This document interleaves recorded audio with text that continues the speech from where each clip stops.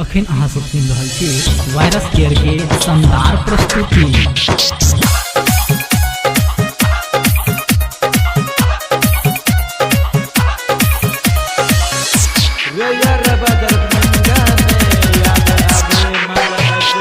Mix by Sonu Kushwaha, फेकहा बाजार, मोतिहारी। घर से जाके भगनी ओकरा के भूल के,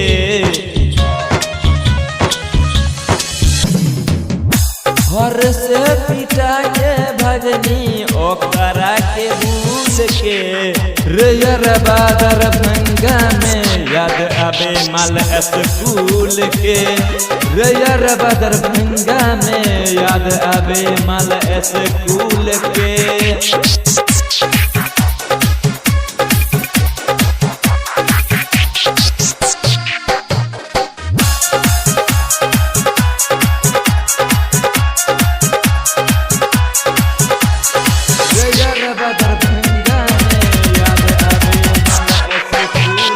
मिक्स बाय सोनू कुशवाहा, फेकहा बाजार, मोतिहारी।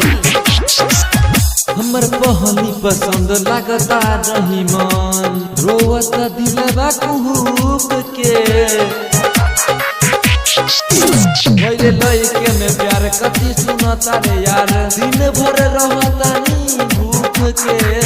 अनी है पुतोहर भाई हमारा कुल के, अनी है पुतोहर भाई हमारा कुल के। रे राजेशबा कल्याणपुर में याद आवे माल स्कूल के। रेयरबा दरभंगा में याद आवे माल स्कूल के।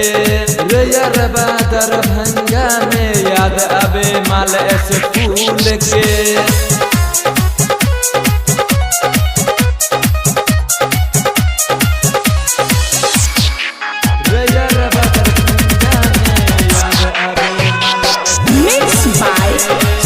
कुशवाहा, फेकहा बाजार, मोतिहारी।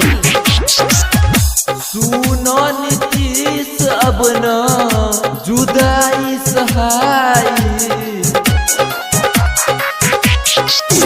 यादों में ओकरा पंकज आशा करे सिगरेट के।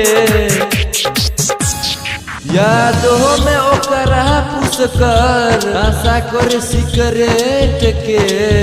रे पटनरवा फतुलाहा में याद आवे माल स्कूल के। रेयरबा दरभंगा में याद आवे माल स्कूल के।